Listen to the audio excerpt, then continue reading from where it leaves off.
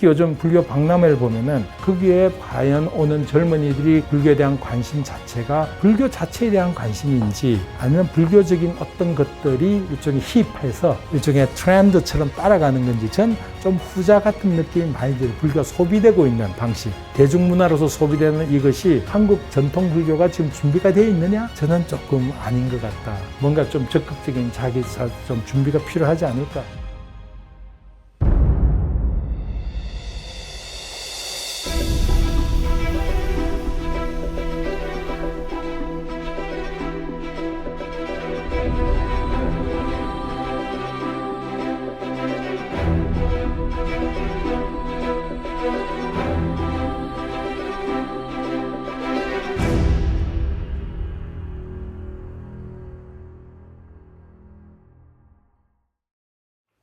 자, 뭐 그런 것들이, 그러니까 제가 말씀드린 불교도 뭘 믿어 하면 믿는 게 결국은 우리는 믿는다는 표현을 하지 않고 불법성 삼보에 귀의한다.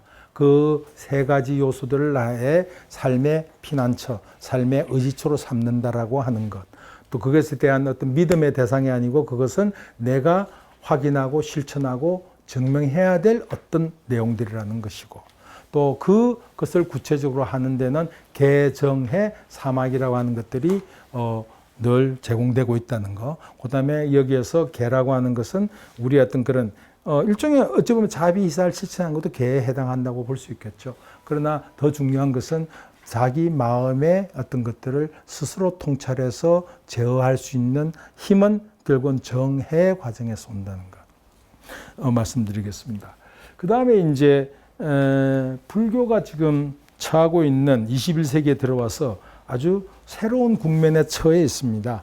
그게 뭐냐면 첫 번째는 다불교 상황입니다. 여러분 기독교 전통 같은 경우에는 다기독교 전의 경험은 있을 수가 없습니다. 왜 그러냐면은 기독교는 어떤 전파의 과정이 굉장히 분명해요. 한 어떤 발상지에서부터 이렇게 온 것이기 때문에. 그러나 불교 같은 경우에는 인도 북부에서 발생한 불교가 북쪽으로는 중앙아시아를 거쳐서 저쪽으로 갔고, 저 어딥니까? 중국, 한반도, 일본으로 갔고, 그 다음에 이제 남쪽으로는 스리랑카로 해서 이쪽 동남아시아 지역, 또 한편으로는 또 저 어딥니까? 저기 티베트 쪽으로 가기도 하고, 또 티베트 불교는 사실 조금 복잡해요. 티베트 불교는 중국에서 온 일부가 있고 또 이쪽에서 올라간 부분도 있고 이런 식으로 이제 전개가 됐는데 그것이 어느 한 말하자면 헤드쿼터에서 통제된 상태가 아니었어요. 그러니까 제각각 그냥 2000년간 각자의 발전을 고립적으로 독립적으로 해온 거예요. 근데 이것이 이제 글로벌라이즈 되면서 세계화되면서 이제 한 곳에 모이기 시작한 거예요. 모이고 보니까 옷도 다르고 의례도 다르고 경전도 다르고 뭐 여러 가지가 다 다른 거예요. 그 분명히 불교는 불교인데 다르다는 거예요. 이 상태가 지금 상당히 이제 혼란스럽기도 하고 이 혼란스러움이 이제 미국 같은 곳에 한 곳에 쭉 다 모여버린 거예요. 그리고 이제 한국 같은 경우에는 독특하게 전통적인 불교 국가 중에서 티베트 불교도 들어와 있고 동남아 불교도 들어와 있고 온갖 불교 다 들어와 있는 게 한국입니다. 한국이 참 독특해요. 일본에는 사실상 불교학은 여러 종류의 불교학을 공부를 하고 있지만 불교 전통적인 그러니까 어떤 뭐라 그러죠? 어떤 신행 차원의 불교 다른 불교는 별로 없어요, 사실상. 티베트에서는 티베트 불교밖에 없어요. 태국 가면 태국 불교가 대부분이에요. 그런데 우리나라에는 태국 불교 온갖 게 다 들어와 있는데 이게 한편으로는 이제 조계종이 굉장히 관대하기도 하고 별로 힘이 없어기도 하고 뭐 여러 가지 이유 속에서 이제 여러 가지 불교들이 들어와 있는데 지금 한국 상황에 제일 문제가 되는 것은 이 중에서 스리라 상자부 불교를 좋아하는 분들 또 상자부 불교를 전공한 분들 장가부 불교를 수행하는 분들 이런 분들이 등장하면서 마치 상자부 불교가 붓다 본래의 불교라고 하는 이 이야기들을 큰 뭐라 하자면 이제 무리하게 너무 많이 하는 바람에 일반 불교 신자들이 굉장히 혼란스러운 상황이라는 게 한국 불교의 문제라면 문제고요. 여기에 이제 또 불교학이라는 것도 어느 정도 좀 저는 뭐 긍정적 요소도 있습니다만 부정적인 역할도 많이 하고 있습니다. 신학과 기독교의 관계는 저는 큰 문제는 없는 것 같아요. 근데 불교학과 불교는 그 신학과 기독교의 관계가 좀 많이 다릅니다. 많이 다릅니다. 우선 불교학이란 태생 자체가 서구적인 어떤 관점에서 시작된 약간의 식민주의적 또 오리엔탈리즘적 요소를 갖고 있기 때문에 태생적으로 그런 점에서 이제 불교학도 어느 정도 한국 불교의 어떤 신행 문제에 있어서는 좀 책임질 여지가 있다는 생각이고요. 또 이제 두 번째는 서양 불교의 등장입니다. 이건 좀 굉장히 좀 앞으로도 여러 긍정적인, 부정적인 뭐 여러 앞으로 이제 불교사가 어떻게 전개될지 잘 모르겠다 할 정도인데 제가 88년에서 95년까지 미국에서 공부하고 2002년까지 미국에서 가르치는 그 시기에서는 88년에서 95년 버클리에서 공부하던 시절에서는 아메리칸 부디즘, 유로피안 부디즘 말 없었어요. 그건 있을 수도 없는 용어였어요. 그냥 불교는 다 동양 종교예요. 그렇게 하면 이해되다가 제가 스토니부르크에 가서 교수하는 그 시절부터 조금씩 뭐 부디즘 인 아메리카가 아니라 아메리칸 부디즘이다 이런 이야기들이 들리기 시작했어요. 그러더니 이제는 단지 티베트 부디즘 달라이라마가 와서 가르치는 불교 또 중국의 선사가 와서 가르치는 것 또 한국의 숭산 스님이 가서 가르치는 불교가 아니라 자신들이 실제로 수행하고 공부하고 하면서 자신들의 불교라고 생각하는 불교들이 등장하기 시작해요. 한 게 이제 그때인데 지금은 완전히 저는 체제가 갖춰졌어요. 그렇기 때문에 더 이상 미국 불교 그런 게 있어? 이런 소리 할 수 없는 상태까지 갔습니다. 그리고 이 양반들은 굉장히 신행에 있어도 철저한 면도 있고 또 여러 가지 면에서 굉장히 파워풀하게 지금 진행되고 있습니다. 그러면 이건 이제 세계 불교사의 한 과정으로 본다면은 앞으로 불교가 어떻게 될지 잘 모르겠다. 참 어렵다. 전통 불교인에 속한 한국 불교는 어떻게 될 것인가, 어떻게 진화할 것인가 이런 건 잘 모르겠다라는 생각이 들어요. 특히 요즘 불교 박람회를 보면은 거기에 과연 오는 젊은이들이 불교에 대한 관심 자체가 불교 자체에 대한 관심인지 아니면 불교적인 어떤 것들이 일종의 힙해서 일종의 트렌드처럼 따라가는 건지 전 좀 후자 같은 느낌이 많이 들어요. 불교가 소비되고 있는 방식, 대중문화로서 소비되는 이것이 한국 전통 불교가 지금 준비가 되어 있느냐? 저는 조금 아닌 것 같다. 뭔가 좀 적극적인 좀 준비가 필요하지 않을까라는 생각이 듭니다. 세 번째가 이 문제도 좀 우리가 심각하게 생각할 문제인데 지금 여기 제가 인용한 거 한번 보십시오. 이게 이제 이게 프란시스코 바렐라하고 에바 톰슨하고 엘리너 로시하고 세 사람이 쓴 Embodied Mind라고 하는 책에서 제가 인용한 겁니다. 91년에 쓴 책인데요. 프란시스코 바렐라 같은 경우에는 실제로 인지과학 분야에서는 거의 선두에 속하는 분이죠. 스탠포드에서 교수도 했고 엘리너 로시 같은 경우는 저도 그분한테 배웠어요. 버클리 심리학과 교수였고 이런 분들인데 이런 분들이 쓴 책에 보십시오. 뭐라고 되어 있냐면은 불교는 지금 미국 서구 문명의 제2의 르네상스를 가져다 준다고 이야기해요. 지금 한국에서 불교인들이 한국 불교가 생각하고 있는 영향력보다 서구에서 불교의 영향이 훨씬 큽니다. 이건 달라이라마 이런 문제만이 아니라 자체적으로 지금 불교를 연구해 나가는 과정에서 벌어지는데 이런 이야기를 해요.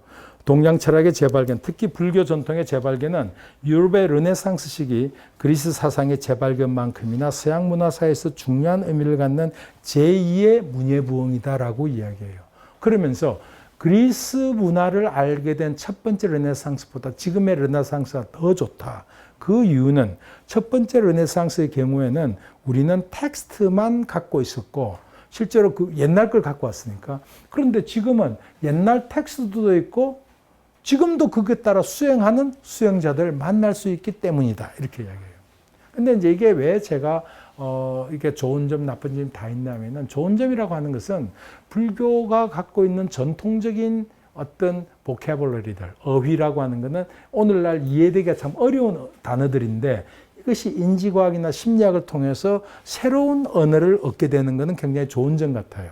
그런 점에서 사람들에게 쉽게 다가가는 면이 있는데 동시에 여기서 보는 거는 불교의 종교성이 확 빠진 거예요. 과연 불교는 그럼 과학으로 그냥 환원되고 말 것인가? 정말 전통적인 불교가 잘 준비하지 않는다면 자칫 불교는 인지과학이나 심리학으로 혹은 자기 개발적인 어떤 걸로 환원되고 말 것이다라고 하는 그런 걱정도 있습니다. 세 번째가 아까 말씀드린 대로 종교라는 단어도 그렇고는 결국 기독교와 함께 19세기 말에 이 조선반도에 들어온 말입니다. 종교란 말은 없었어요, 불교에. 그래서 이제 기독교와 경쟁보다는 기독교에 막 시달렸죠, 불교가. 막 시달리면서 불교도 막 노력을 많이 하면서 간 과정이 결국은 어떤 면에서는 종교화의 과정이었어요. 그러니까 불교를 믿습니까? 라는 말은 우리는 전통적으로 해본 일이 없던 사람들이 그냥 이제는 불교를 믿습니까? 아, 믿습니다. 뭐 믿냐 하면은 글쎄 할 거예요, 아마 불교인들은. 뭐 믿냐 하면 글쎄요 할 거예요. 그래서 하여튼 이런 속에서 종교화되어 왔는데 지금 탈종교 시대가 되니까 이제는 이제 이 종교화된 이 부분들이 어떤 게 종교화됐고 뭘 벗겨내야 될 것인가가 심각하게 논의돼야 될 지점인 것 같다라는 말씀을 드리겠습니다. 자, 그 다음에 사실 이제 제가 이런 말을 붓다는 뭘 해결하는가 이 말은 뭘 깨달았는가 이 얘기예요. 그냥 집을 그냥 나가지는 않았을 거 아니에요, 붓다가. 자기 문제의식이 있어서 나갈 거 아니에요. 물론 그 당시에 이제 많은 젊은이들이 집을 나가서 사문이 되어서 스스로 어떤 진리라고 이야기할까, 스스로 어떤 그런 문제의식을 가지고 그걸 해결하려고 한 젊은이들이 유행하던 시절이었던 건 분명해요. 그거는. 그런데 그렇다고 해서 그냥 집을 나서지는 않았을 거고 뭘 해결하려 했고 그렇다면 본인이 깨달았다 이야기는 본인이 갖고 있던 어떤 문제를 해결했다는 이야기일 거 아니겠어요? 이제 이 부분이 무언가를 좀 말씀드리려고 합니다. 그런데 이제 전통적인 불교 전통에서는 설명은 이걸 사문유관으로 설명하고 있습니다. 그러니까 왕자 그 얘기는 여러분 대강 아시죠? 붓다가 출가하게 된 계기들 어떻게 출가한 그건 아시죠? 예? 예, 보리쌀에서 깨달았고 나가게 된 거는 이제 이를테면 이제 부처님이 이제 이 이야기가 이제 사문유관의 이야기들인데요. 뭐냐면은 태어나자마자 이제 붓다의 아버지가 이제 유명한 아시타라고 하는 그 동네 유명한 이제 선인을 불러서 관상을 보게 해요. 보게 했더니 얘는 자라서 이 인도 전체를 통일하고 인도 전체 인민들을 행복하게 할 전륜성왕이 되든가 아니면은 붓다가 돼서 세상을 제도한다. 이런 이제 예언을 한 거예요. 하니까 이제 붓다 아버지로서는 자기들 작은 나라에서 이런 대단한 전륜성왕이 나온다면, 인물이 나온다면 좋겠다 해서 붓다가 이제 그런 출가해서 붓다가 된다든가 뭐 이런 걸 못하게 이제 왕궁에 가둬 키운 거예요. 온갖 세상의 향락들을 불편한 거 없이 다 해주면은 붓다가 된다든가 뭐 수행한다든가 이런 거 없겠지 하고 막아놨던 거예요. 그러니까 얼마나 그게 예수하고 달라요. 예수는 굉장히 힘든데 붓다는 온갖 이제 그게 굉장히 다이내믹이 두 종교가 다릅니다.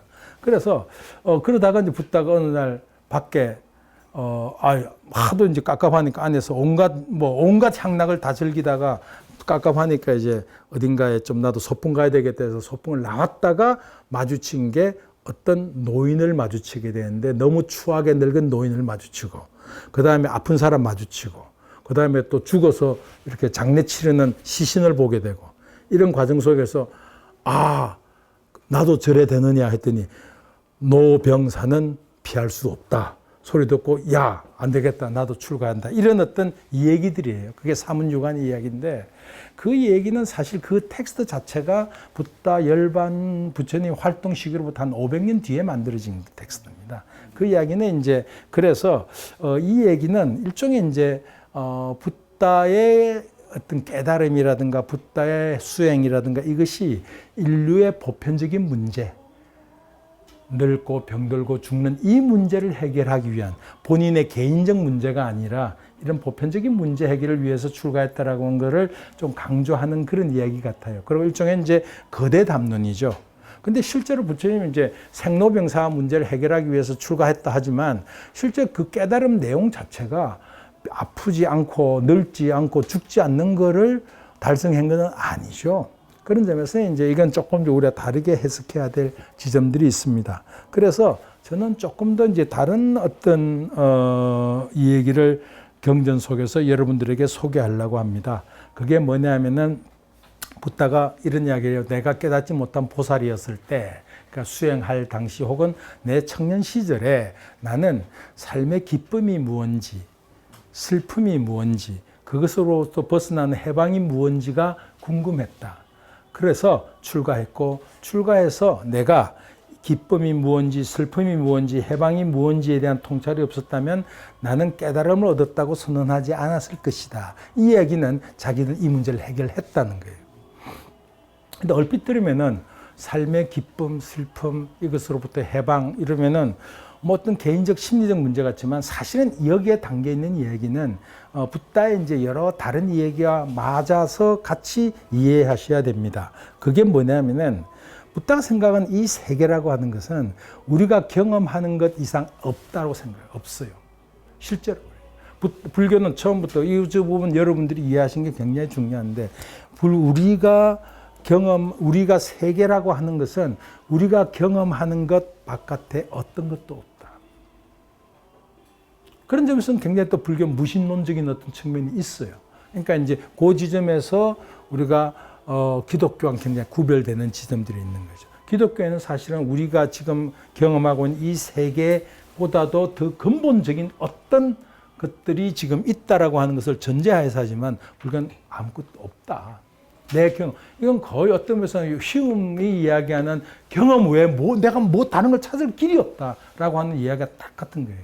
그래서 이제 불교에서는 이것을 뭐라고 표현하냐면은 요 밑에 제가 이야기했는데 육근과 육경이라고 이야기하는데 육근과 육경이 뭐냐면은 내가 세계와 어떻게 접촉하고 있냐라고 하는 게 나이가 가지고 있는 육근입니다. 그게 안, 이비, 설신의입니다. 나의 시각, 후각, 미각 이 5가지의 감각과 나의 마음이라고 하는 것. 이것이 육근입니다.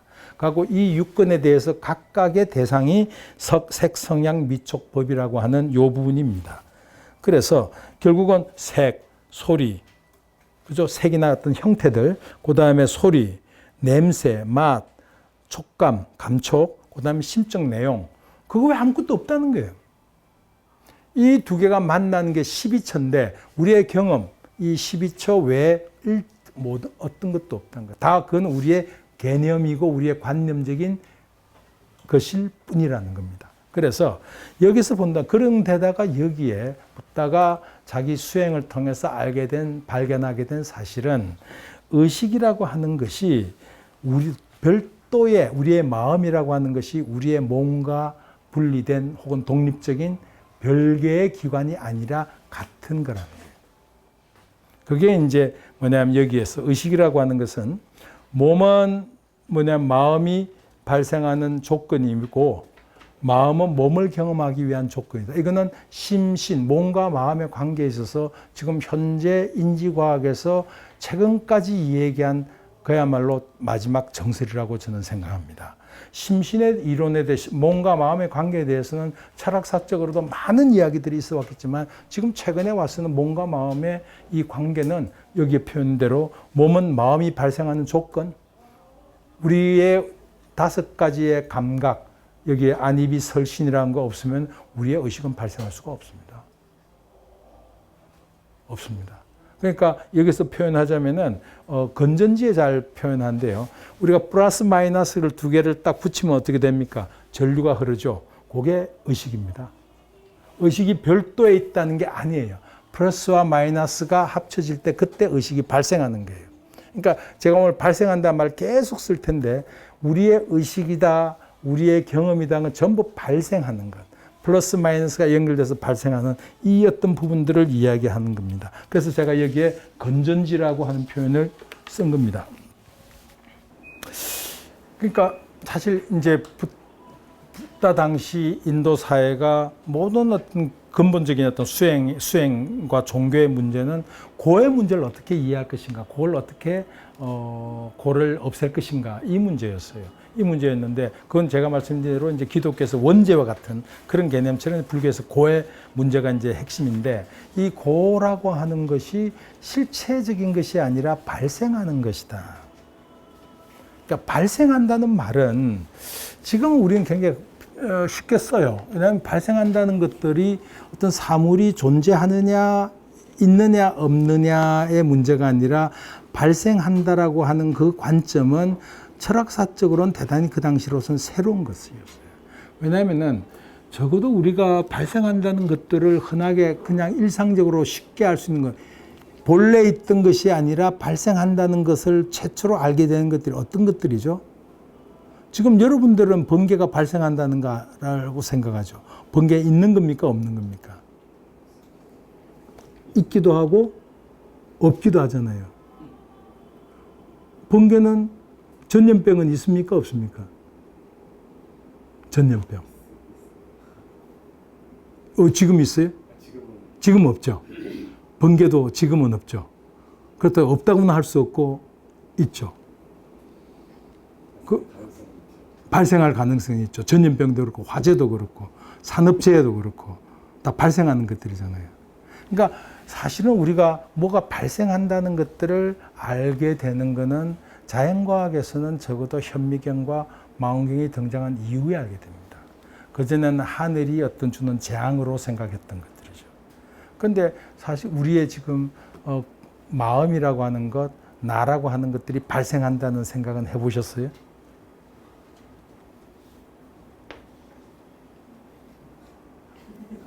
본인이 가끔씩 굉장히 화가 날 때는 화는 어디서 생겨요? 생각에서. 그냥 가만히 생각하다 화가 나요?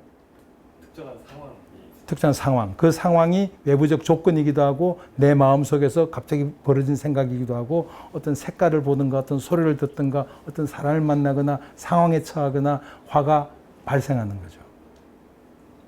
화가 발생한다는 생각. 기쁨도 발생한다는 거. 그럼 발생한다는 것의 특징이 뭐예요? 원인과 조건이 있으면 생기고 원인과 조건이 없어지면 없어지는 거죠. 붙다 그걸 본 거예요. 그러니까 우리가 아까 제가 기쁨이란 게 뭐고 슬픔이란 게 뭐고 이것으로부터 해방이 뭐냐 했을 때 붙다가 찾은 발견은 기쁨도 원인과 조건에 의해서 발생하는 것. 슬픔도 원인과 조건에 의해서 발생하는 것. 고통도 그러한 것. 더 나아가서 마음이라고 하는 것도 원인과 조건에 의해서 발생하는 것. 아까 이야기한 대로 내가 가지고 있는 몸이라는 것과 그 몸 각각의 나의 감각기관에 대응하는 이 세계와의 만남. 아까 표현대로 하면은 플러스 극과 마이너스 극을 붙이면 전류가 발생하듯이 그때 의식이 발생하는 거예요. 근데 우리는 최근까지만 해도 어떤 의식이 세계와 독립적으로 존재한다고 생각했고 나의 마음도 세상과 서로 존재한다고 생각했고 그러나 붓다가 발견한 것은 마음도 대상과 함께 발생하는 거예요. 그걸 제가 좀 더 쉽게 말씀드리면 뭐냐면 우리는 대개 내가 돌을 던지면 이 던지는 돌, 이 행위가 인이고 유리창에 딱 맞아 깨지는 게 결과라고 생각해요. 근데 내가 아무리 던져도 저게 안 깨지면 어찌 됩니까? 이게 인이 없는 거죠. 그러니까 인과 결과는, 원인과 결과는 어떻게 해요? 동시 발생하는 거죠. 결과가 생길 때 우리는 늘 그냥 머릿속에서 쌓여있는 선행하는 인과 후행하는 과 결과라고 생각해요. 그러나 사실은 선인과가 동시에 벌어지는 게 나의 마음이고 나라고 하는 존재도 그때 나라고 하는 자아관념이 생긴다는 거예요. 그게 이제 불교에서 말하는 무아예요. 내가 욕망하는 게 아니라 우리는 일상적 경험 속에서 내가 욕망한다고 생각해요. 그러나 사실은 우리의 어떤 불교적으로 이야기하자면은 욕망하는 대상이 나를 만들어버리는 거예요. 욕망의 주체를 만들어내는 거예요. 그러니까 아까 제가 말씀드린 대로 탐진치가 있다면 제가 내를 화나게 했어 라고 생각해서 내가 화를 낸다고 생각하지만 사실은 화가 나를 만들어낸 거예요. 화나는 나가 생긴 거예요. 그래 본다면 아까 탐진치에서 가장 근본적인 문제가 아까 제가 어리석음이라 했잖아요. 그 어리석음이 내가 있다고 생각하는 그 마음이에요. 나란 거 없는데. 나라고 하는 건 조건 지어져서 발생했다가 없어지고 발생했다가 없어지는 이것인데 우리는 이것이 존속하고 실체로 있다고 믿고 있는 거예요. 그러니까 그 얘기는 제가 이제 하는 말로 I am reading, I am dancing, I am working. 나는 뭐 한다고 자꾸 그 모든 행위에 근제 I am이라고 하는 것이 있다고 생각하지만 사실은 우리가 춤을 출 때는 dancing이 바로 나고 그 행위하는 게 바로 나라고 하는 생각. 이제 그 이야기들을 자세히 해 나가는 게 이제 다음 3강에서 무아에 대한 이야기들을 불교 전통 속에서 또 인지과학 속에서 제가 말씀을 드리려고 하는 겁니다. 그래서 붓다는 모든 것은 존재하는 것들이 드러나는 것이 아니라 모든 것들은 발생하는 것이다라고 하는 생각이 연기법이에요. 연기법이에요. 정말 이건 어쩌면 굉장히 파워풀한 새로운 어떤 생각의 출발이 바로 이 연기법입니다. 그래서 제가 여러분께 드렸던 자료가 별첨 자료 중에 보시면은 오늘 제가 좀 읽고 오셨으면 했던 게 바로 이거죠. 별첨 자료 연기법의 철학적 이론이라 이해라고 하는 요 부분입니다. 요 부분인데 요 부분 같이 한번 잠깐 보시죠. 그래서 연기법 어찌 보면 우리는 불교 경전에 보면 이것이 있어 저것이 있고 이것이 없으면 저것이 없다 이렇게 표현하는데 경전은 원래 굉장히 압축적 표현들이 들어가 있습니다. 일종의 암호문 같은 거예요. 그러니까 수행자들은 그냥 그걸 보면 거기에 담겨 있는 모든 어떤 사유 체계를 다 이해하니까 그렇게 탁탁 짧은 글로 경구로만 표현되어 있지만 사실 이건 압축된 파일이기 때문에 이것을 좀 풀어서 압축을 해제해서 이해할 필요가 있습니다. 그래서 우선은 연기법은 그냥 단순한 인과론이 아닙니다. 이거 되게 연기법, 인과법 이렇게 표현하는데 단순한 인과론이 아니고 인과가 어떻게 이루어지는가에 관한 것이 연기법이라고 볼 수 있습니다. 이제 우선 첫 번째 우리가 이해할 수 있는 것은 연기라고 하는 것과 불교에서는 공이란 말을 굉장히 많이 쓰고 여러분 모든 것이 공이다 하는 게 불교 어떤 그런 대명사처럼 되어 있는데 사실은 공이란 말은 연기와 동의어입니다. 이게 사실은 우리가 아까 말씀드린 대로 우리는 일상 경험에서는 굉장히 자연스럽게 본래 있던 거하고 발생한 걸 구분하죠. 그리고 이제 그거를 서양 형이상학에서는 현상과 본질이란 말로 구분하는 것 같아요. 현상과 본질. 그러니까 현상은 생겼다 없어지고 늘 무상한 변한 건데 그러나 그 무상한 가운데 변치 않는 하나의 본질적인 무엇이 있다 해서 현상과 본질로 이야기하는 건데 연기법 이 본질이라는 걸 다 싹 없다고 부정합니다. 그런 본질은 없다. 어쩌면 현상만 있다라고 이야기할 수 없고 사실 현상이란 말이 그게 적용될 수가 없죠. 모든 것들은 그냥 과정 속에 있는 것들이에요. 그래서 모든 것은 발생한 것일 뿐이다라고 하는 게 일체계의 공이에요. 모든 것은 공하다라는 거예요. 그 공하다는 것은 없다는 얘기가 아니에요. 없는 것이 아니라 어떤 실체가 없는 거예요. 자, 예를 들어서 아까 우리가 번개불 이야기하고 화재 이야기하고 했을 때 그럼 무지개도 마찬가지잖아요. 무지개도 어떤 조건이 생기면 발생했다가 조건이 없어지면 없어지는 거잖아요. 그럼 그걸 있다 할까요? 없다 할까요? 그거를 표현할 때 불교에서는 비유, 비무라고 있는 것도 아니고 없는 것도 아닌 거예요.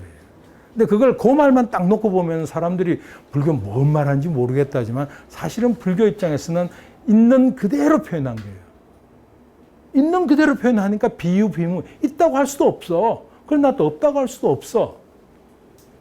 그것을 하는 게 공이라는 거예요.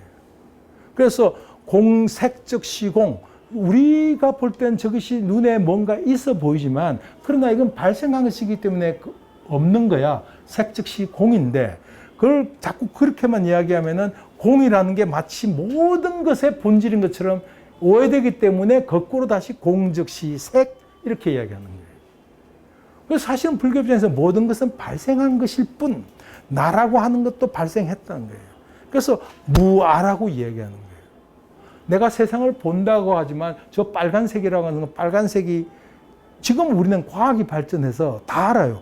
저 빨간색이라고 하는 속성이 저 대상에 있는 게 아니라 나의 감각기관과의 만남에 의해서 생긴 게 빨간색으로 발생한 거잖아요.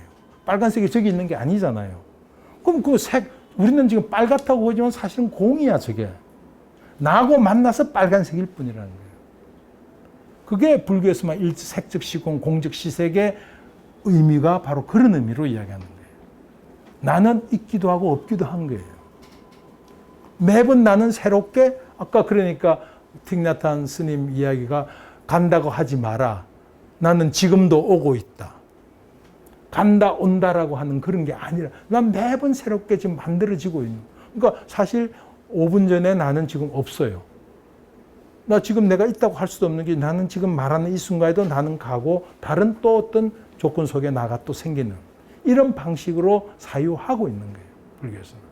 근데 사실 이제 연기법이라고 하는 문제를 우리가 지금 이제 그런 어떤 우리의 뭐 감각 인식하고 이런 문제로 가면 좀 어려운데 그냥 조금 더 쉽게 우리의 삶 경험 속에서 이야기하자면은 그 우리가 포레스트 검프 영화를 보면 마지막 장면에 포레스트가 그 제니 자기 그 죽은 사망한 부인의 무덤가에 가서 여러 가지 자기 살아가는 얘기, 아들에 관한 이야기 하고 하면서 걸어 나오면서 하는 이야기가 있어요. 아, 인생에는 정해진 무엇가 있는 건가? 아니면 바람처럼 그냥 흘러가는 건가? 이렇게 이야기를 해요. 그렇게 묻고는 스스로 자문하고는 스스로 둘 다겠지? 하고 이제 하는 장면이 있습니다. 근데 사실은 그 얘기가 뭐냐면은 우리 자신만 해도 늘 어떤 삶에 뒤돌아보면 또 지금 현재에서 뒤돌아보면 삶에 뭔가 있는 건가? 그러니까 어떤 사람은 그걸 사주팔자라 이야기하는 사람도 있을 거고 또 하나님의 뜻이라고 이야기하는 사람도 있을 거고 또 전생의 업이라는 이야기하고 뭐 여러 이야기 했을 텐데 과연 뭔가가 있는다고 생각하는 어떤 것들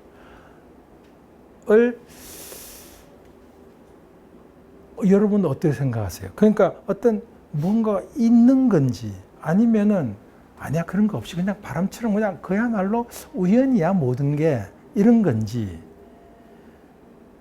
이제 이게 자연과학에서 보면은 우연이라고 하는 건 있을 수가 없어요. 그 사람 모든 자연 세계는 모든 것들이 인과적으로 다 연결되어 있다라고 이분들은 보고 있죠. 이것이 이걸 만들고만. 그러나 그 양반들은 인간에 대해서는 또 이제 뭐라고 생각은 그런 거 없다고 여러분 살아온 운명이 뭔가 있는 것 같아요, 없는 것 같아요.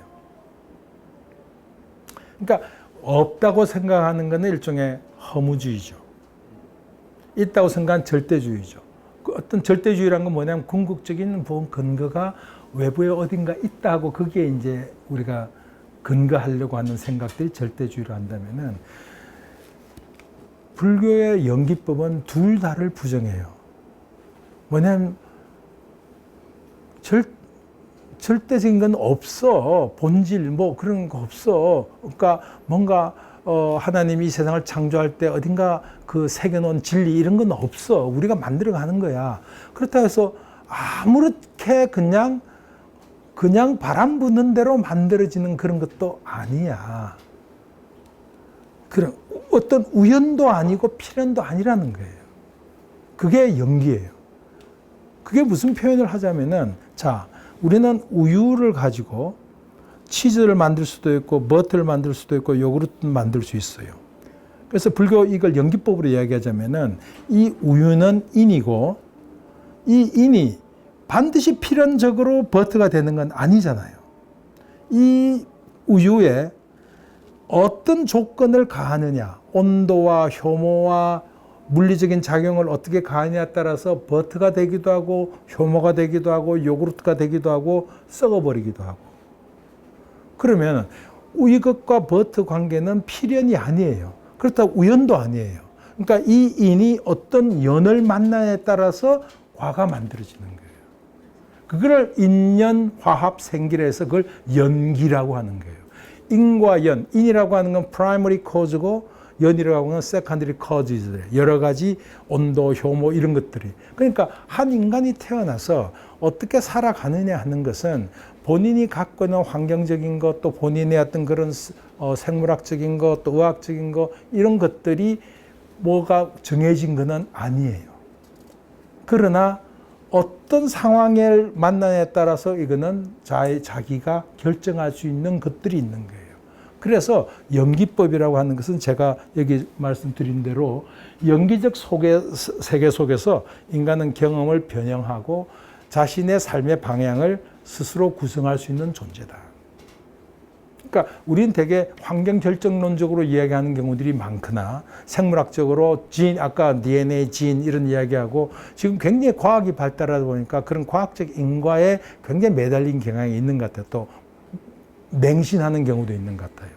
그러나 사실은 그것들은 어떤 프로그램드 되어 있을 수는 있으나 predetermined 된 건 아니다. 프로그램드 됐다는 것은 예를 들어서 내가 부모로부터 어떤 유전 형질을 받냐에 따라서 어떤 암에 걸릴 수 있는 어떤 것들이 내한테 있을 수는 있어요. 그러나 그게 필연은 아니에요. 내 생활 환경이 어떻게 달라지냐에 따라서 그것은 발현될 수도 있고 안 발현될 수도 있는 거예요. 마찬가지로 아까 우유가 그냥 어떤 환경 조건을 만나에 따라서 썩어버리기도 하고 요구르트가 되기도 하고 버터가 되기도 하고 치즈가 되기도 하고 이거는 결국은 우연도 아니고 필연도 아닌 거예요. 물이 치즈가 될 수는 없잖아요. 그런 식으로 사물을 보는 것들이죠. 그러니까 그런 어떤 붓다의 발견이라고 하는 것들은 어떤 면에서 제가 볼 때는 그런 명상 경험 속에서 고통의 발생, 마음이라고 하는 발생, 또 자아의 발생 이것들이 그냥 끊임없이 무상한 가운데 우연히 랜덤하게 아무렇게나 가는 것이 아니라 거기에도 일정한 어떤 규칙이 있더라는 거예요. 그게 연기법이라는 거예요. 그런 점에서 제가 이제 말씀을 드린 것들이고요. 근데 이제 이것이 저한테 저 개인적으로나 철학사적으로 문명사적으로 중요한 것은 연기법이라고 하는 것은 결국 우리의 질문의 전환에 있다고 생각합니다. 우리는 늘 사랑이란 무엇인가, 인간이란 무엇인가, 정의란 무엇인가. 그러니까 A란 무엇인가의 질문은 기본적으로 끊임없이 물어가는 것은 거기에 뭔가 실체가 있다고 생각한 거예요. 누구나 동의할 수 있는 우정이란 무엇인가. 인간이란 무엇인가? 나란 무엇인가? 그러니까 되게 철학적 질문하면 전부 어떤 A란 무엇인가? 라고 하는 질문이 거의 대부분의 질문들이에요. 근데 연기론적으로는 A란 무엇인가라는 질문이 있을 수가 없어요. 인간이란 무엇인가 묻는 것이 아니라 무엇을 인간이라고 하는가라고 물어요. 불교의 오온이 그래요. 그러니까 무엇을 인간이라고 하는가?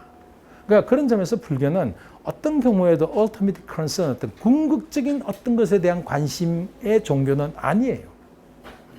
어떻게 사느냐의 문제를 그냥 이야기하는 것이지 인간이란 무엇인가, 나는 누구인가 이런 질문들은 전형적인 실체론적, 본질론적인 질문이고 무엇을 나라고 하는가라고 하는 질문들. 그러니까 저는 이 질문이 중요하다고 보는 것이 우리가 한 몇 년 전에 광화문 또 광화문과 어디죠? 서초동에서 난리를 피웠던 그걸 보면 결국은 정의란 무엇인가의 문제였어요. 근데 사실은 제가 볼 때 정의란 무엇인가라고 하는 그런 실체론적인 질문은 결국 우리가 나의 대답과 저 사람의 대답이 만날 수 있는 공간이 하나도 없어요. 스스로 생각한 정의가 다르니까. 그런데 우리가 거꾸로 정의란 무엇인가가 아니라 무엇을 정의라고 하는가 했을 때 각자의 이야기가 만날 수 있는 대화의 공간이 시작된다는 거예요. 그래서 사실은 우리나라에서 뭐 100만 부가 팔렸다라고 하는 그 책 있죠. 정의론. 그게 저자가 누구였죠? 마이클 샌더스. 근데 사실은 그 사람 원책을 보면 정의론이라는 책이 아니에요. 정의론 이러면은 그건 실체론적인 어떤 접근이에요. 근데 그 양반의 원제는 보면 What is the right thing to do예요. 무엇을 하는 것이 옳은가예요. 그러니까 사실은 굉장히 다원적 관점의 정의론을 전개하고 있는데 제목은 정의란 무엇인가 이렇게 나와버린 거예요. 정의란 무엇인가 이렇게 물은 거예요. 마이클 샌더스하고 같은 학과의 동료의 선배죠. 동료였던 롤즈 같은 경우에도 A Theory of Justice예요. 정의에 관한 하나의 이론이에요.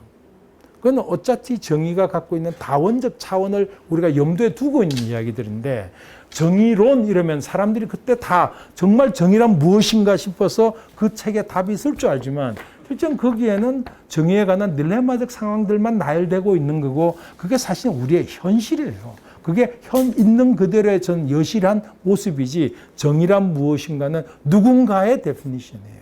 그래서 저는 이 바로 연기법이 열어주는 어떤 중요한 지점은 이 질문의 전환이란 거예요. 그래서 우리가 정의란 무엇인가, 사랑이란 무엇인가 이러면 전 자주 그런 예를 드는데요. 사랑이란 무엇인가 물으면 그냥 로미오와 줄리엣 정도 돼야 사랑이라지. 그 뭐 내가 하는 사랑이야 사랑이겠어? 나오는 거예요. 그렇지만 거꾸로 무엇을 사랑이라고 하는가 이렇게 물었을 때는 저는 오픈 퀘션이 된다. 각자의 사랑의 경험들이 다 유효한 상황들이라는 거예요. 그래서 그런 점에서 저는 연기법이 여는 개방적인 어떤 세계, 개방적인 사고, 열린 질문 이런 것들이 중요하다 이런 생각입니다.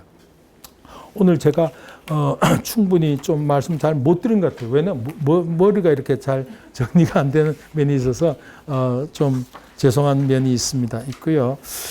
다음에 상강에 오실 때는 저 읽을 거리들을 좀 읽어 오시면은 좀 도움이 될 것 같습니다. 특히 제가 말씀드렸던 대로 그 라멘이 먹고 싶은 그 순간에 대한 그것들을 한번 읽어보시면 좋을 것 같습니다. 여러분 마음이 어떻게 움직인 걸 조금 해부학적으로 좀 볼 수 있을 것 같은 생각이 듭니다.